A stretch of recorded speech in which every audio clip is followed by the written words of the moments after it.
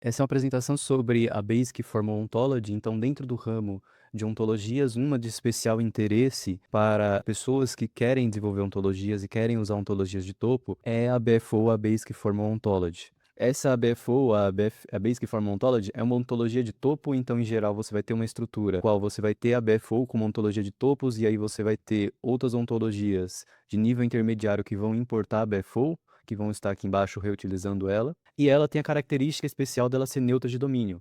Significa que qualquer domínio de aplicação científica ou suficientemente, ela consegue criar e ser aplicada, né? Então você consegue usar ela como ontologia de topo em qualquer situação de domínio, né? A BFO já teve várias versões, né? Então a primeira versão foi em 2001, que foi lançada a BFO 1, depois a BFO 1.1, e 2015 foi lançada a 2.0, que vai ser a de interesse pra gente. A partir daqui as mudanças foram mais incrementais e não são tão necessárias.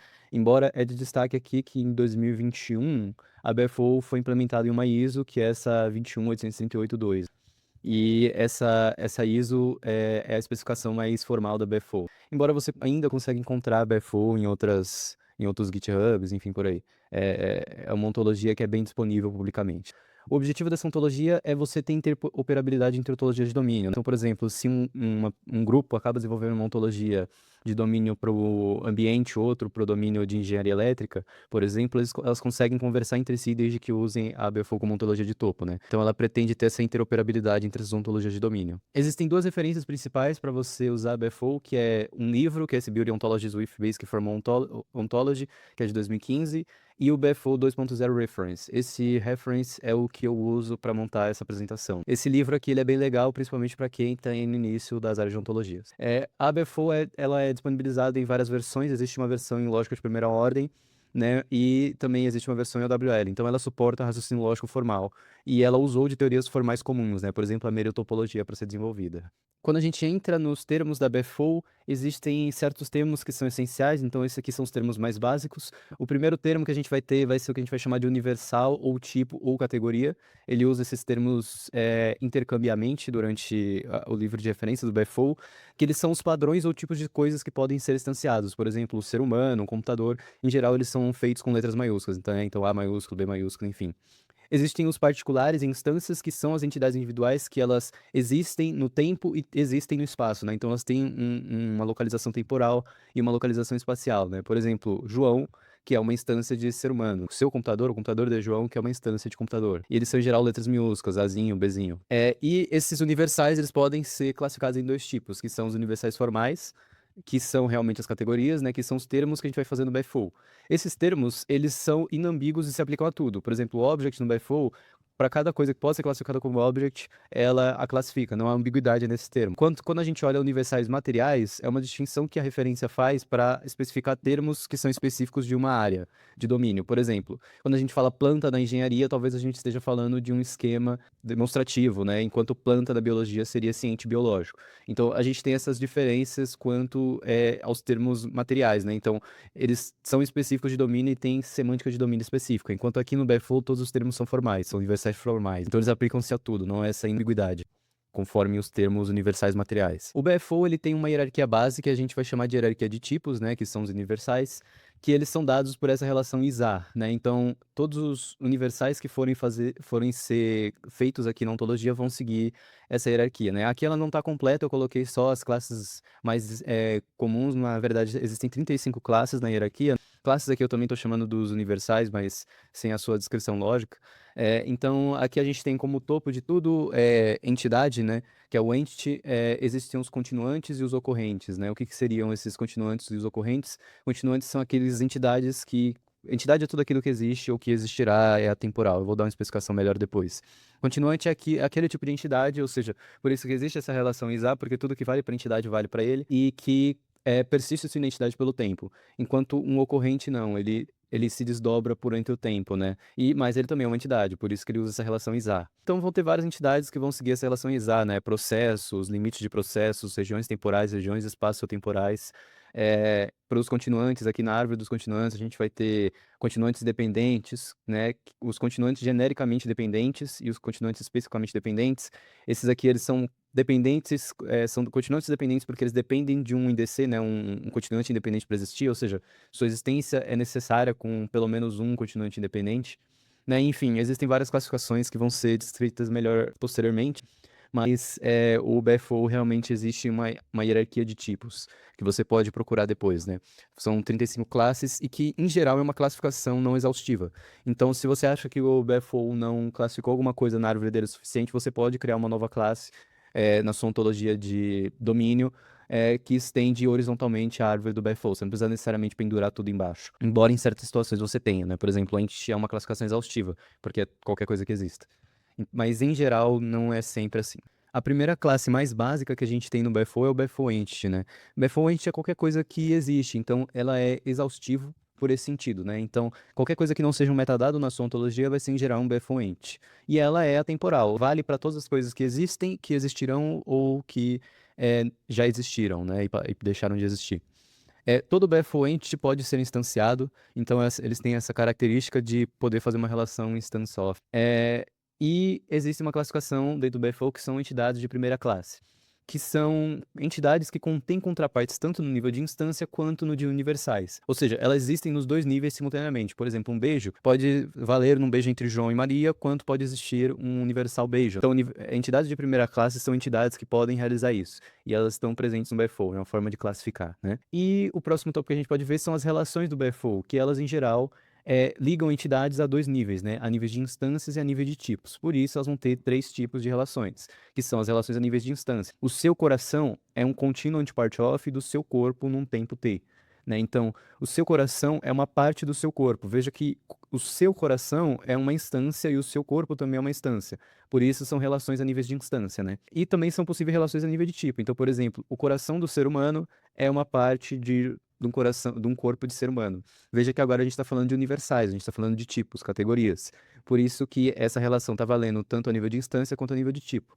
Existem também relações instância-tipo. Por exemplo, o coração de João instancia o coração humano. Então, nesse caso, é uma relação entre uma instância, que é o coração de João, e um tipo, que é o coração humano. Um detalhe muito importante: relações não são entidades no BFO. Isso aqui pode ser explicado com uma teoria filosófica que é o regresso de Bradley, que eu vou explicar no próximo tópico. O regresso de Bradley é uma condição filosófica que pressupõe que relações entre entidades são entidades. Como entidades elas se conectam por relações, entidades independentes, né, se conectam por relações, o Bradley vai fazer um seguinte regresso. Se relações fossem entidades independentes, né, e que se conectam por relações, né, são entidades independentes, que conectam coisas, seja essa coisa o que for, ao dizer que A e B estão ligados pela relação R, ou seja, você ligou A a B pela relação R, você precisa de algo que ligue A e B a R, certo? Então, você ligou A e B por meio de R. Só que você, como R é uma entidade independente, você precisa ligar ela, você precisa ligar o A ao R e o B ao R, certo? E se você falar, por exemplo, então existe uma relação R2 que liga A e B que estão ligados por R e isso é ligado por R2, né? Então A e B são ligados por R e isso é ligado por uma relação R2.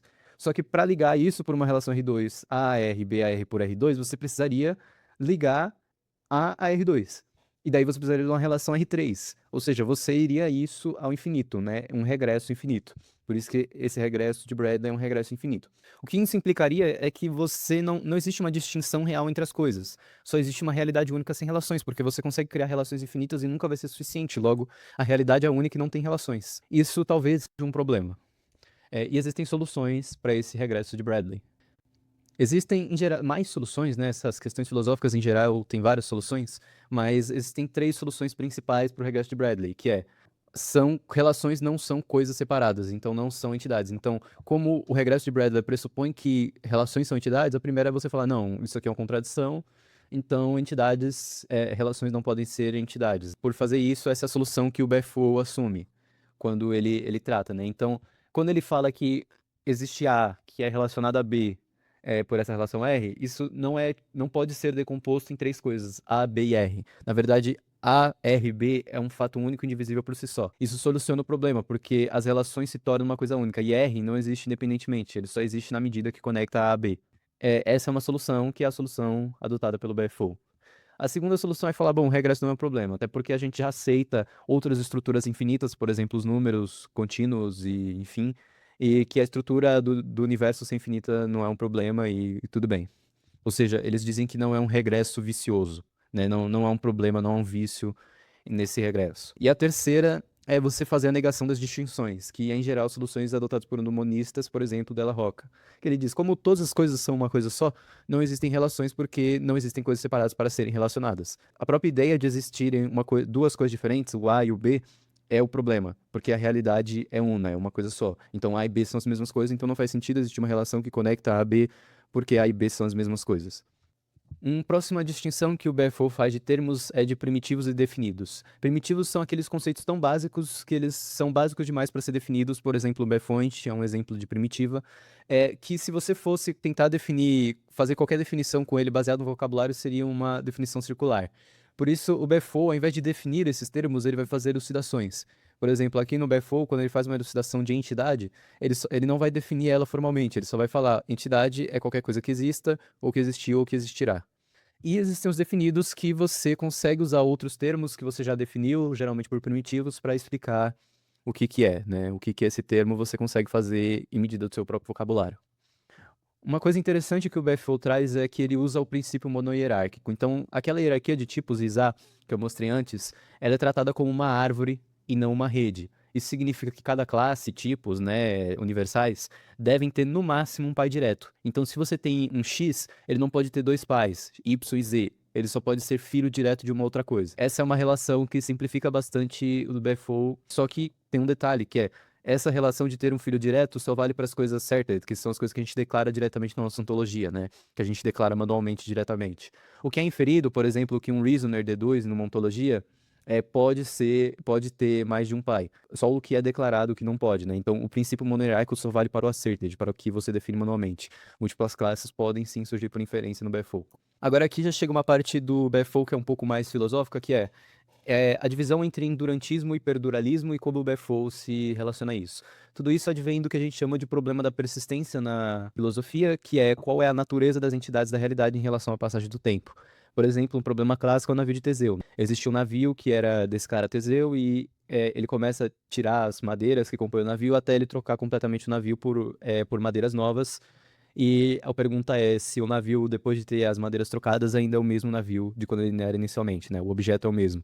Existem outras variações, por exemplo, se eu pegar as peças do navio que eu desmontei antes, o Teseu pegou as peças do navio que ele desmontou antes e construiu um segundo navio a partir das peças iniciais exatamente igual. Eles são o mesmo navios? E esse mesmo, existe uma ambiguidade na nossa língua falada que é resolvida na filosofia, que é usar esse termo numericamente idêntico, né? Esse termo numericamente idêntico ele é importante porque existem dois tipos de entidade quando a gente trata de definição de identidade, que é a identidade numérica e a identidade qualitativa. Né? A identidade numérica é quando a gente está falando de uma e mesma entidade. Não são apenas coisas indistinguíveis. Enquanto a identidade qualitativa são entidades diferentes com as mesmas propriedades. Por exemplo, quando você tem duas bolas de bilhar idênticas, elas têm a mesma identidade qualitativa, mas não têm a mesma identidade numérica. Elas são coisas indistinguíveis, mas qualitativamente não são as mesmas. E o problema do navio de Teseu geralmente é feito em cima de identidade numérica. Por exemplo, um relógio consertado depois que você troca algumas peças dele é a mesma coisa, ainda está nesse problema da identidade numérica. Então, entrando mais a fundo nesse problema de identidade e o problema da persistência e formalizando ele um pouco, a identidade, quando a gente trata no nosso cotidiano, a gente em geral tende a ver ela de duas formas. A primeira é a identidade de persistência, que é a identidade ao longo do tempo, né? Ou seja, como essa identidade se mantém ao longo do tempo. Então, mesmo que eu mude uma parte de mim, por exemplo, eu ainda me mantenho sendo eu mesmo. A gente tem essa visão. Só que uma segunda visão que a gente tem é a noção mereológica de composição, que mereologia é estudo das partes das coisas, né? Que é basicamente quando várias partes compõem um todo. Por isso que existe um princípio lógico que a gente também tende a seguir, que é a lei de Leibniz, né? Ela é formalizada em Sol, né? Em Second Order Logic, em lógica de segunda ordem, que diz que se você tem um X e um Y, né? Para todo X e para todo Y, e para toda propriedade, né? A gente está em lógica de segunda ordem, diferente da lógica de primeira ordem, a gente pode tratar de propriedades como se fossem objetos do nosso domínio. Se a propriedade vale para x, implica que a propriedade vale para y, se somente se o x é igual a y. Então a gente tem dois caminhos. Se todas as propriedades que valem para x valem para y, implica que o x é igual a y. E o segundo caminho, esse é o princípio das identidades dos indiscerníveis, que a gente chama. Essa foi a formalização original de Leibniz, mas muitas vezes ela é expandida para um bicondicional, um se somente se aqui, que se x é igual a y, então toda propriedade que vale para x vale para y. É esse reverso aqui. Embora originalmente o Leibniz ele só postulou o princípio da identidade dos indiscerníveis como uma relação de implicação nesse sentido aqui. Mas em geral, o problema da persistência, o navio de Teseu, enfim, eles são basicamente uma pergunta em relação ao problema da persistência, que é como unir o fato dos objetos alterarem suas propriedades ao longo do tempo, que é a identidade da persistência, com a lei de Leibniz, né, que diz que se dois objetos têm todas as mesmas propriedades, eles devem ser o mesmo objeto. Né? A gente tem essas duas coisas na nossa cabeça e geralmente é um pouco difícil distinguir elas no dia a dia. Esse problema da persistência também pode ser visto como uma contradição nesse sentido, né? Então suponha que existe um objeto, por exemplo, a minha guitarra, que ela é idêntica num tempo inicial a ele mesmo, né? Então esse objeto ele é idêntico a ele mesmo num tempo t1, certo? Uma redução. E vamos supor que inicialmente a guitarra está quebrada. E depois, no tempo t1, ela não está mais quebrada, né? E se aí ele vai usar a indissimibilidade dos idênticos, né? Que é esse princípio aqui, que se O em T0 é idêntico a O em T1, então O em T0 é F, se somente C em T1 é F, né? Essa propriedade F aqui.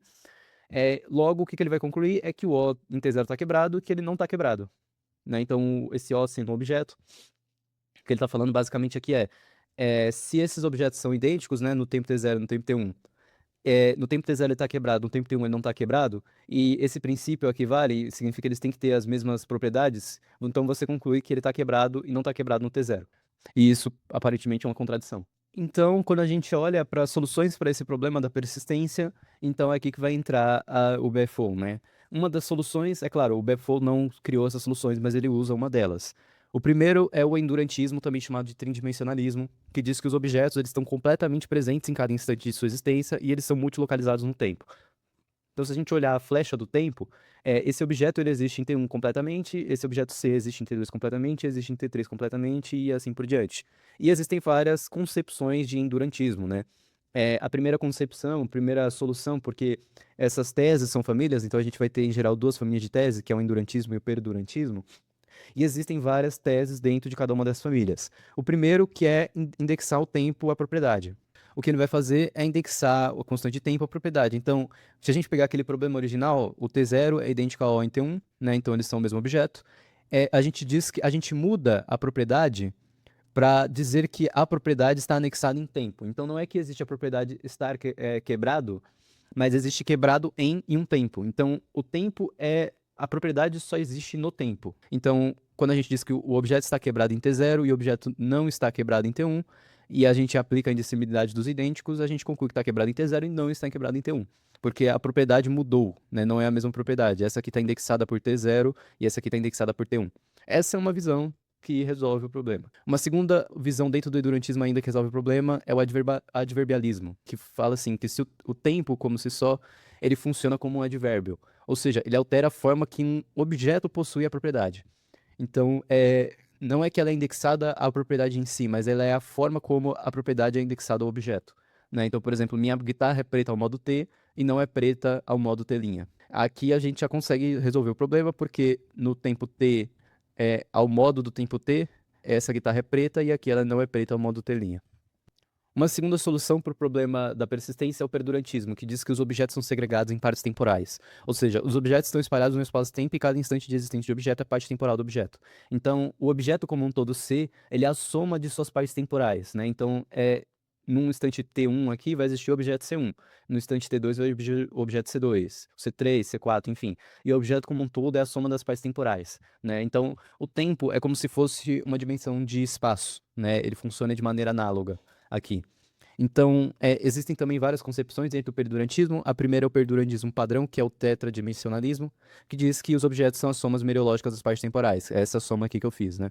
Que diz assim, estar quebrado, por exemplo, se minha guitarra está quebrada, essa é uma propriedade da parte temporal. Então, C1 está quebrado, ou C2 está quebrado, né? E aí a gente soluciona o problema, porque a parte temporal C2 pode estar quebrada, mas a parte temporal C1 pode não estar. E a segunda concepção é o ex-edurantismo, que é basicamente uma soma do perdurantismo com o endurantismo, mas meio diferente, né? Ela usa a semântica de mundos possíveis, ou seja, ela usa a estrutura modal da lógica, que diz: um objeto X em T é uma contraparte temporal de um objeto Y em T asterisco, se o objeto X é o objeto mais similar a Y em T. Aqui, diferente do perdurantismo padrão, os objetos em cada tempo são distintos, mas a gente diz que eles têm contrapartes temporais, semelhante ao que a gente tem em mundos possíveis, né? Então, em um momento vai ter um objeto guitarra 1 e no outro momento vai ter o objeto guitarra 2, e o objeto guitarra 2 é a contraparte temporal do objeto guitarra 1, mas eles são objetos distintos.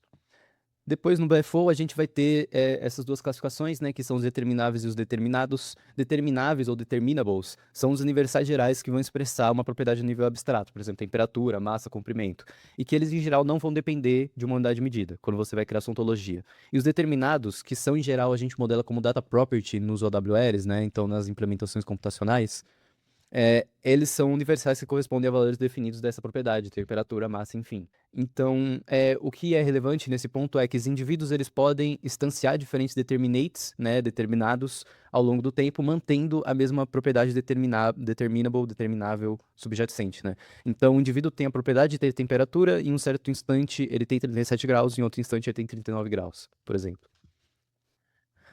Por fim, dentro do vocabulário padrão do BFO, a gente tem os universais rígidos e os universais não rígidos. Os universais rígidos são algo que, se um indivíduo instancia, ele vai instanciar necessariamente sempre. Por exemplo, se algo é um animal, ele sempre é um animal e necessariamente é um animal.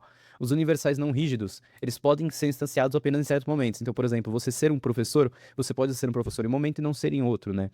Em geral, a gente vai ter no BFO, a gente vai lidar com isso com roles, papéis. Então, modelos administrativos, empregos, cargos, vão ser modelados usando roles, né? Então, por exemplo, se B é uma instância de professor em um tempo T, significa que existe algum C, que o C é uma instância de ter uma role professor, e o C inheres in B at T. Essa propriedade inheres in significa que essa role C vai estar instanciada em um B que é um independent continuant. E vocês vão ver várias formulações do BFO seguem esse padrão, né? Então, segue essa definição de padrões, né? Então, quando você fala alguma coisa, significa que alguma coisa. E nesse caso, um exemplo de universais não rígidos.